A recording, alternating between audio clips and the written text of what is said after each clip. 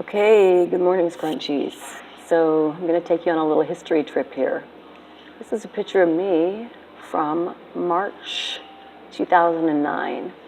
Actually, it was posted on Atif Ali Khan's website on March 20th, 2009, but I believe this picture was taken on the night of March the 8th, which was International Women's Day.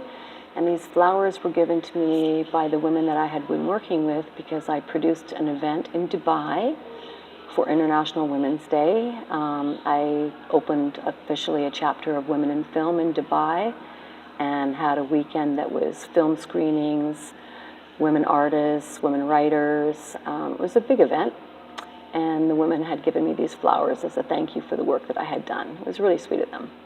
Anyways, Atif Ali Khan is a fellow that I had met in Dubai, and yeah, that was really strange.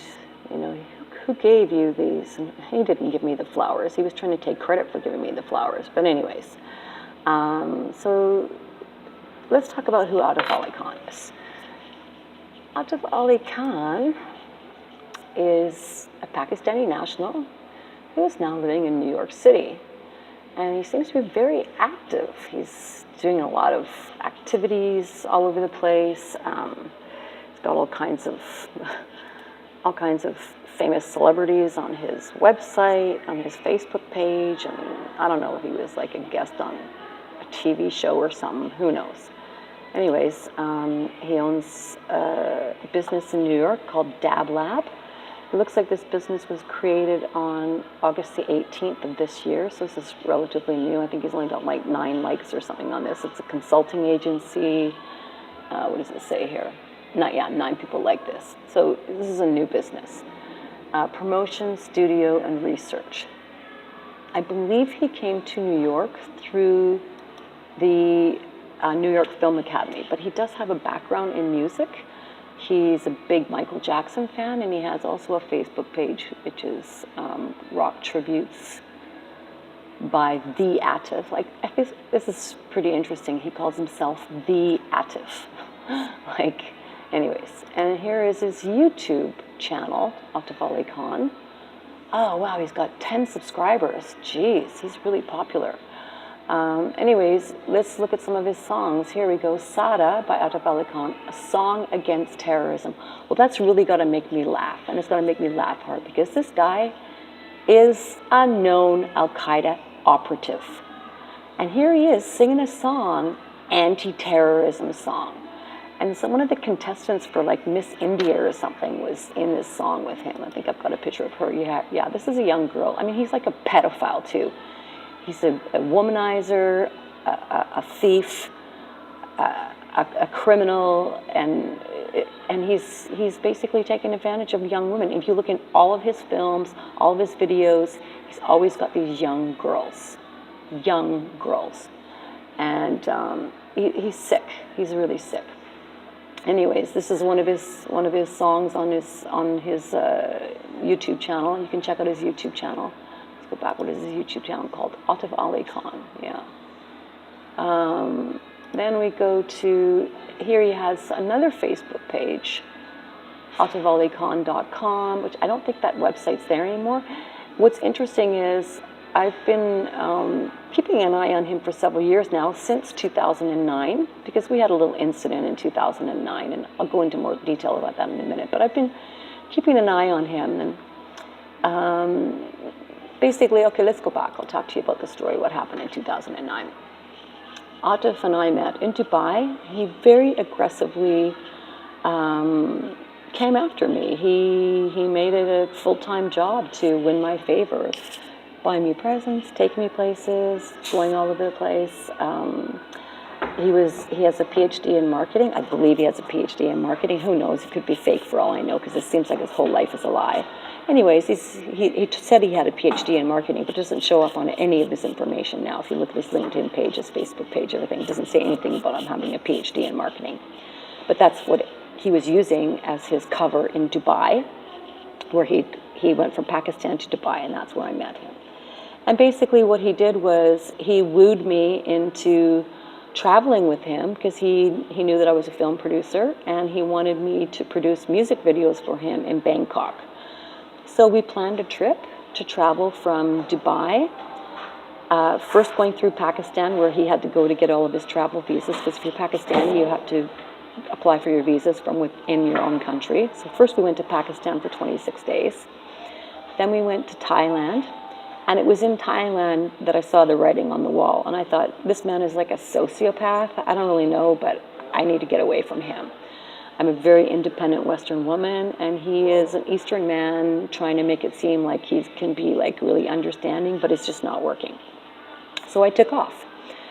And later on, we met back up in Malaysia because I was going to my friend's, good friend from Dubai. Her brother was getting married in Malaysia, and she asked me if I would go to the wedding and take pictures.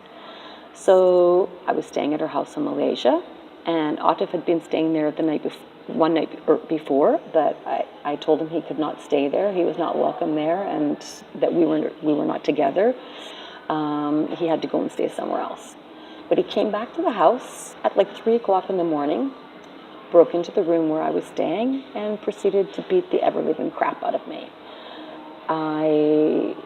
I won't go into a lot of detail, but he did significant bodily harm, including breaking both my eardrums. I had multiple contusions to the head, to the face. He attacked my head, specifically attacked my head. And I thought, he's going to kill me. So at this point, I didn't really know anything about his history. I just thought he was the craziest sociopathic nutcase. I laid on the ground, I laid on the tile floor, and I just waited to die. And he stopped beating me. I don't know how long he sat there for, but maybe an hour, and then he got up and left. Actually, no, he went and got ice for me from the kitchen downstairs and brought me some ice, and then he left. And I woke up the people in the house. They took me to the hospital, took me to the police. The police came to the hospital, and after I was treated at the hospital, I was interviewed by the police again, who then told me that I had to go to the British Embassy. Now, I'm a Canadian, but I also have dual citizenship with Britain, and I had entered Malaysia on my British passport. So I had to go to the British Embassy and talk to them about what had happened, this crime that had been committed against me. They put out an international warrant for his arrest, and when I went to the British Embassy, they put me in a room and basically interrogated me. And I was really confused. I felt like they were treating me like I was a criminal, but I wasn't quite sure why. So finally I asked them, like, why are you being so mean to me? Why are you asking me all these questions? Like, why aren't you just going out to find this man and stop him? And then they started giving me information. And it was the UK Embassy in Malaysia that told me point blank, Atif Ali Khan is known to us. He is a known Al-Qaeda operative, and we know about his associations. Then they asked me questions, and I was in complete shock and total denial of this. I just kept saying, no, he's got a PhD in marketing. He's a marketing guy. I met him in Dubai. And I was stunned. This was the last thing I wanted to hear. And I didn't understand what was going on. I didn't understand what they were telling me. None of it made sense. Then they asked me about the different people that I had met while I was in Pakistan. And as it turned out, Master Thai, who runs a karate dojo in Karachi. Karachi is the city where I was. It's a city of 19 million people. So Atif Ali Khan, I should say the date. This happened on May the 29th, 2009. So May 29th, 2009, Atif Ali Khan broke into the house in Malaysia, in Kuala Lumpur, where I was staying, and tried to beat me to death. For some reason, he stopped. To this day, I still don't know why he stopped. Apparently, according to the UK Embassy, maybe he actually did care for me some bit. But really what he wanted from me was just for me to marry him so that he could get travel documents. And I kept refusing, and he didn't like that. So anyways, let's go back to the embassy. They were interviewing me, and this Mr. Thai that I had met in Karachi, Atif had studied karate with him since he was 15. He was the sensei at the dojo. And apparently Mr. Thai has 2,000 kids a year go through his karate dojo, and he handpicks the top ones for Al Qaeda. So who was his top student? Atif Ali Khan. Atif Ali Khan was his top student. Atif Ali Khan speaks multiple languages. He is a genius. He is a musical talent. He is an overachiever, physically, mentally, intellectually. This guy is a world-class manipulator. And now he is living in New York City. I don't understand how a man who has an international warrant for his arrest could be living in New York City and basically having his picture taken with celebrities. Oh, so yeah, what they told me at the embassy too was this. Let's go back in history here a little bit. So this happened in 2009. 2011, he was in Barcelona. Now, when I saw this, I was shocked because they told me he would never be able to leave Pakistan again. He fled Malaysia and went back to Pakistan, but they told me he would never be able to leave Pakistan again. So here he is in 2011 in Barcelona. And here he is in June 2011 in Turkey. Okay, then what happens is there's a big gap in his timeline because he scrubbed a whole bunch off of his timeline. There's like a huge gap. And I know that during that time he was also in Paris because I was following him and he posted pictures from Paris and I was like, how is this man traveling? How is this man going to Thailand? We met operatives in Thailand too. Now, I didn't know that they were operatives when we met, but he met operatives in Thailand. September 2015, never forget. This is a man who's a terrorist posing in front of a terrorist monument. I mean, this is the irony here makes my stomach churn. Absolutely makes my stomach churn. And this is a guy who's working with accredited people. Sorry, I got some reflection on the screen there, using a public computer and it's got plastic on it. This is a guy who's ghostwriting a book for Thean Yang, and he's got all these celebrities that he's working with and working for.